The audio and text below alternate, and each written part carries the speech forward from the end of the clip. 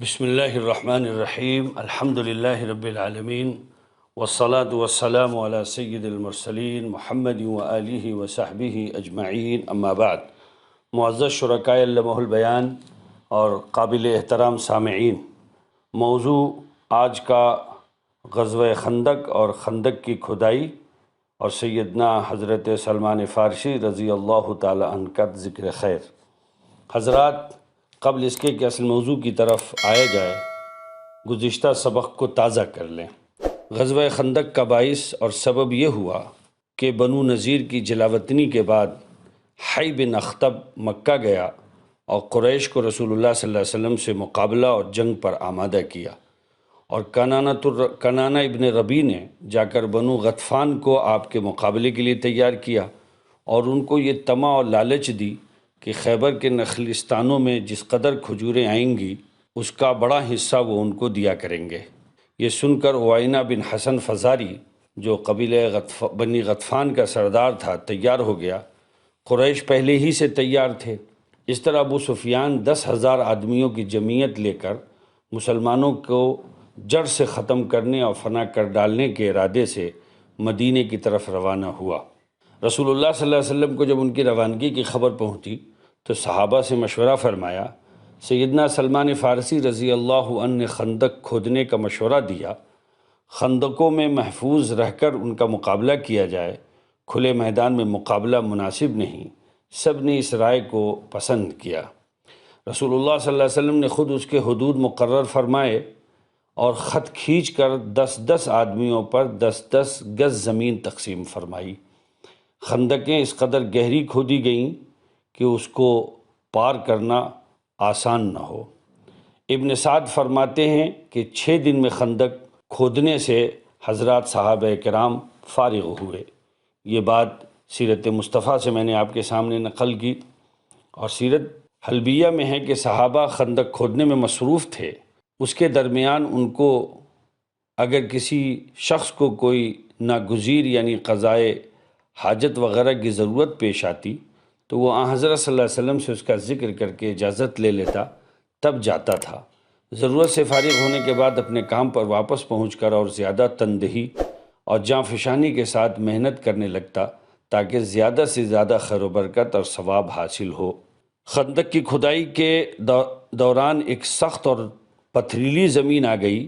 صحابہ کرام رضوان اللہ تعالی علیہم اجمعین کی سخت کوشش کے باوجود صحابہ اس سے عاجز آ گئے۔ آخر انہوں نے حضرت صلی اللہ علیہ وسلم کے پاس حاضر ہو کر فریاد کی۔ آپ نے کدال اپنے دست مبارک میں لی اور اس جگہ ماری تو ایک ہی چوٹ میں وہ پتھریلی زمین ریت کی طرح بھڑبڑا گئی۔ ایک روایت میں یوں ہے کہ حضرت صلی اللہ علیہ وسلم نے کچھ پانی منگایا اور اس پہ اپنا لعاب دہن ڈالا، پھر آپ نے اللہ تعالیٰ سے کچھ دعا مانگی اور اس کے بعد یہ پانی اس پتھریلی زمین میں چھڑک دیا۔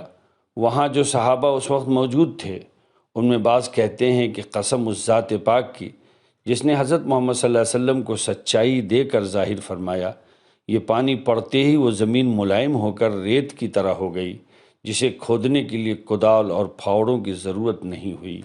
سیدنا حضرت ابو بکر صدیق بھی اپنے کپڑوں میں مٹی بھر بھر کر ڈھو رہے تھے، کیونکہ جلدی میں انہیں کوئی ٹوکرا وغیرہ نہیں مل سکا تھا۔ یعنی یہ ایک جنگی اور ہنگامی صورتحال تھی جس میں بڑے بڑے صحابہ ہی نہیں، خود رسول اللہ صلی اللہ علیہ وسلم بھی بنفس نفیس محنت و مشقت فرما رہے تھے۔ اللہ تعالیٰ ان سب کو جزائے خیر عطا فرمائے۔ حضرت سلمان فارسی سے، جن کے مشورے پر خندق کھودی گئی، روایت ہے کہ خندق کے ایک حصے میں نے کدال ماری مگر وہ پتھر نہیں ٹوٹا۔ مجھ پر بہت زیادہ تھکن ہو گئی۔ حضرت صلی اللہ علیہ وسلم اس وقت میرے قریب ہی تھے۔ جب آپ نے مجھے کدال چلاتے دیکھا اور محسوس کیا کہ پتھریلی زمین ہے جس کی وجہ سے پریشان ہوں، تو آپ خندق میں اتر آئے، میرے ہاتھ سے کدال لے لی۔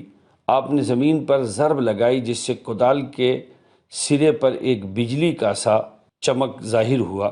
اس کے بعد آپ نے ایک دوسری ضرب لگائی تو دوسری بار ویسا ہی روشنی ظاہر ہوئی۔ پھر آپ نے تیسری ضرب لگائی تو تیسری بار جھمکا ہوا۔ میں نے حضرت صلی اللہ علیہ وسلم کی یہ ضربیں دیکھی تو عرض کیا کہ یا رسول اللہ، آپ پر میرے ماں باپ قربان ہوں، یہ روشنی کے جھماکے کیسے تھے؟ جو کودال کے نیچے گوندے۔ آپ نے پوچھا سلمان کیا تم نے یہ جھماکے دیکھے تھے؟ میں نے عرض کیا کہ ہاں۔ تو آپ نے فرمایا جہاں تک پہلے جھماکے کا تعلق ہے تو اس کے ذریعے اللہ تعالیٰ نے مجھے یمن کی فتح نصیب فرمائی، اور دوسرے کے ذریعے اللہ تعالیٰ نے مجھے شام اور مغرب پر غلبہ عطا فرمایا، اور تیسرے جھماکے کے ذریعے اللہ تعالیٰ نے مشرق کو میرے لیے مفتوح مغلوب بنا دیا۔ سلمان فارسی رضی اللہ تعالیٰ عنہ کی مقبولیت و محبوبیت۔ ایک روایت ہے کہ حضرت سلمان فارسی کے متعلق مہاجر اور انصار مسلمان جھگڑنے لگے۔ مہاجرین تو یہ کہتے تھے کہ سلمان ہماری جماعت سے تعلق رکھتے ہیں، اور انصار کہتے تھے کہ سلمان ہمارے میں سے ہیں۔ آخر حضرت صلی اللہ علیہ وسلم نے فرمایا کہ سلمان ہمارے میں سے ہیں اور اہل بیت یعنی گھر والوں میں سے ہیں۔ حضرت سلمان فارسی کے سلسلے میں انصار و مہاجرین کے درمیان جو جھگڑا ہوا اس کی وجہ یہ تھی کہ حضرت سلمان اتنے مضبوط اور قوی ہیکل آدمی تھے کہ خندق کی کھدائی کے درمیان وہ اکیلے 10 آدمیوں کے برابر کام کرتے تھے، چنانچہ وہ روزانہ 5 ہاتھ چوڑی اور 5 ہاتھ گہری زمین کھود دیتے تھے۔ سبحان اللہ! یہاں تک کہ حضرت سلمان فارسی کو نظر لگ گئی، ان پر قیس بن صعصع کی نظر کا اثر ہوا، جس سے وہ فوراً بخار میں مبتلا ہو گئے اور کام کرنے کے قابل نہ رہے۔ یہاں بعد کا لفظ استعمال ہوا ہے جس کے معنی اچانک گرنے کے ہیں۔ آخر صلی اللہ علیہ وسلم کو اس واقعے کی خبر دی گئی۔ آپ نے فرمایا کہ انہیں حکم دو کہ وہ وضو کریں، غسل کریں اور وضو کے برتن کو اپنی کمر کے پیچھے الٹ دیں۔ چنانچہ انہوں نے ایسا ہی کیا۔ اس عمل سے وہ ایسے ہلکے ہو گئے جیسے ان سے رسیوں کے بندھن کھل گئے ہوں۔ ایک روایت میں یہ لفظ ہے کہ آپ نے حکم دیا کہ قیس سلمان کے لیے وضو کریں اور اپنے وضو کا پانی ایک برتن میں جمع کر لیں، پھر سلمان اس پانی سے غسل کریں اور برتن کو اپنے کمر کے پیچھے الٹ دیں۔ ایک روایت میں ہے کہ جب وہ پتھریلی زمین کھودنے اور چٹان توڑنے حضرت سلمان کو دوبھر ہو گئی تو حضرت صلی اللہ علیہ وسلم نے ان کے ہاتھ سے کودال لے کر بسم اللہ کہا اور پھر پتھر پر ایک ضرب لگائی، جس سے چٹان کا 1/3 حصہ ٹوٹ گیا۔ ساتھ ہی ضرب کے نتیجے میں روشنی کا ایک جھماکہ ہوا اور یمن کی سمت ایک نور خارج ہوا جو سیاہ رات میں چراغ کی طرح روشن تھا۔ اسی وقت حضرت صلی اللہ علیہ وسلم نے تکبیر کہی اور فرمایا کہ مجھے ملک یمن کی کنجیاں مرحمت فرما دی گئیں، اور مجھے اسی وقت اسی جگہ کھڑے ہوئے صنعاء کے دروازے اس طرح اپنے سامنے نظر آ رہے ہیں جیسے کتوں کے اگلے دانت ہوتے ہیں۔ پھر آپ نے دوسری ضرب لگائی جس سے چٹان کا 2/3 حصہ ٹوٹ گیا اور ملک روم کی طرف ایک نور ظاہر ہوا۔ حضرت صلی اللہ علیہ وسلم نے پھر تکبیر کہی اور فرمایا کہ مجھے ملک شام کی کنجیاں عنایت فرما دی گئیں۔ خدا کی قسم میں ملک شام کے محلات اور ایک روایت کے مطابق سرخ محلات اپنی آنکھوں سے دیکھ رہا ہوں۔ اس کے بعد آپ نے تیسری ضرب لگائی جس سے چٹان کا باقی حصہ ٹوٹ گیا۔ پھر روشنی کا ایک جھماکہ ہوا۔ حضرت صلی اللہ علیہ وسلم نے تکبیر کہی اور فرمایا کہ مجھے ملک فارس کی کنجیاں عطا فرما دی گئی ہیں۔ خدا کی قسم مجھے اس جگہ سے ہیرا مدائن میں کسرا کے محلات اس طرح اپنے سامنے نظر آ رہے ہیں جیسے کتوں کے اگلے دانت ابھرے ہوئے اور جمے ہوئے ہوتے ہیں۔ ایک روایت میں یوں ہے کہ میں اس وقت مدائن کا قیصر ابیض یعنی سفید محل دیکھ رہا ہوں۔ بشارتوں پر منافقین کا تمسخر۔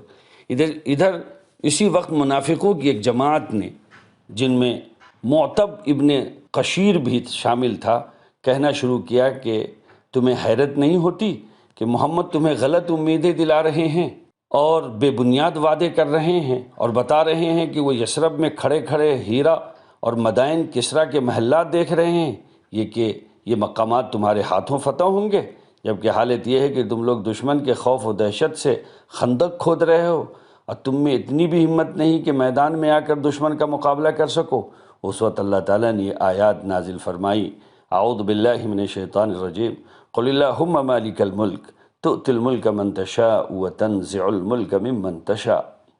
اے محمد صلی اللہ علیہ وسلم، آپ اللہ تعالیٰ سے یوں کہیے کہ اللہ مالک تمام ملک کے، آپ جس کو چاہیں ملک دے دیتے ہیں اور جس سے چاہیں ملک لے لیتے ہیں۔ اس آیت کے نزول کے سبب سے متعلق ایک قول یہ بھی ہے کہ رسول اللہ صلی اللہ علیہ وسلم نے فتح مکہ میں فرمایا تو آپ نے امت کو ملک فارس اور ملک روم کی فتح ہو جانے کا وعدہ دیا۔ بہرحال جب رسول اللہ صلی اللہ علیہ وسلم خندق کی کھدائی سے فارغ ہوئے تو اسی وقت قریش ان کے حامیوں کا لشکر مدینے کے سامنے پہنچ گیا۔ اس لشکر کی کل تعداد 10,000 تھی، جیسا کہ آپ کے سامنے عرض ہوا، اور اس کے مقابلے میں مسلم لشکر کی تعداد 3,000 تھی۔ حضرات، آج کا سبق یہیں پہ ختم کرتے ہیں۔ انشاءاللہ یہ غزوہ احزاب کا واقعہ 2-3 درسوں میں مزید اس کا احاطہ ہو پائے گا۔ اللہ تعالیٰ سے دعا ہے کہ اللہ تعالیٰ تمام صحابہ کرام رضوان اللہ تعالیٰ علیہم اجمعین کو ہم سب کی طرف سے بہترین جزائے خیر عطا فرمائے۔